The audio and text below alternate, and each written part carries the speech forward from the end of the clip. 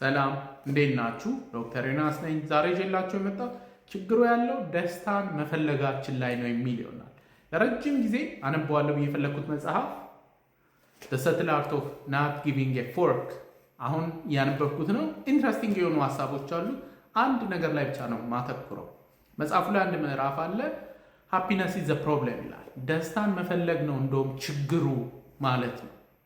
ምን ማለት ነው? አብዛኞቻችን አሁን እንግዲህ ፌስቡክ ላይ ፎቶ ስንለጥፍ ደስ የሚል ስራ እየሰራን ደስ የሚል ቤተሰብ ኖሮን ደስ የሚል ቫኬሽን እየወጣን ቲክቶክ ላይ ቪዲዮ ስንሰራ በተመሳሳይ ነው እና በቃ አብዛኛው ሰው የሚፈልገው ደስ የሚል ስራ እየሰራ ደስ የሚል አሪፍ ገንዘብ ኖሮት ደስ የሚል ቫኬሽን ቢች ላይ ሄዶ እየተዝናና።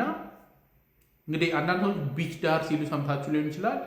ቢች ማለት ባህር ዳር ነው። ስለዚህ ቢች ዳር ካልክ ባህር ዳር እያልክ ነው እና የሆነ ክላሽ ያደርጋል። ስለዚህ ቢች ላይ መዝናና ምናምን ብቻ ብዙ ሰው የሚያሳስበው ይሄ ነው። ደስታ ግን ኢሉሲቭ ነው።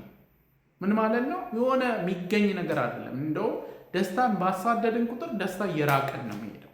ህይወት ደግሞ እንደዚህ አይነት ህይወት የለም ጭራሽ። አብዛኛው እንግዲህ ዘንጦ እየተዝናና አሪፍ ስራ እየሰራ ከቤተሰቡ ጋር ምናምን ፎቶ የሚለጥፍ ሰው የህይወት ውጣ ውረድ አለበት። ምክንያቱም ሁሉም ሰው በውጣ ውረድና በትግል ውስጥ እያለፈ ነው እያወራን አሁን አዲስ ፖይንት ማለት ነው። ስለዚህ የህይወት ግባችን መሆን ያለበት ይለናል ደስታን ሳይሆን ትግልን መምረጥ። ለምሳሌ ጥሩ የሰውነት ቅርጽ እንዲኖረን ደስ ሊለን ይችላል። ግን እያንዳንዱ እንግዲህ ጥሩ ስፖርት የሰራ ጥሩ የሰውነት ቅርጽ ያለው ረጅም ሰዓት ጂም ውስጥ ላበላብ ሆኖ ነው እንደዛ የሚሆነው። ጥሩ ቤተሰብ፣ ጥሩ የፍቅር ህይወት ደስ ሊለን ይችላል። ግን በጣም የምንጨቃጨቁ ከምንወዳቸው ቤተሰቦቻችን ጋር ነው። ከሌላ ሰው ጋር ከቤተሰብ ጋር እንደምንጨቃጨቅ አንጨቃጨቅ። ከፍቅረኛ ወይም ከሚስት ጋር እንደምትጋጨው ከሌላ ሰው ጋር አትጋጭ። በጣም ጫና የሚያሳድርብህ የምትወደው ደስ ያሰኘኛል ያልከው ስራ ነው። ስለዚህ ህይወት የሆነ ችግር ያጋጥማል፣ ችግሩን ማለፍ፣ የሆነ ቻሌንጅ ይኖራል፣ እሱን ኮንፍሮንት አድርጎ ወደሚቀጥለው ደረጃ መሄድ ነው። ስለዚህ ስንመርጥ ደስታ ባገኝስ ብለን ካሰብን ደስታ እንደውም እየራቀን ይሄዳል። ደስታ ከመሬት ላይ ልክ እንደ አበባ አይበቅልም። ስለዚህ ትግልን ግን ከመረጥ ቀስ በቀስ እንደውም ልክ እነዛን ቻሌንጆች ስናልፋቸው ደስታን ፊል እያደረግን እንሄዳለን ይላል The Subtle Art of Not Giving a Fork መጽሐፍ ማለት ነው።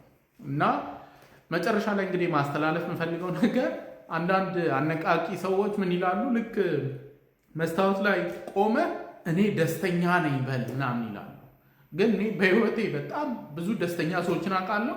የሆነ ደስተኛ የሆኑ ሰዎች መስታወት ፊት ቆመው እኔ ደስተኛ ነኝ ምናምን ሲሉ አይቼ አላውቅም። ስለዚህ ህይወት ላይ ደስታን ቼዝ ከማድረግ ይልቅ ትግልን ቼዝ ማድረግ፣ የትኛውን ቻሌንጅ ነው የምፈልገው ማለት እንደውም ወደ ደስታ ያደርሰናል። ሁልጊዜ እንደምለው ያለ አእምሮ ጤና የለም። ደህና ሁኑ።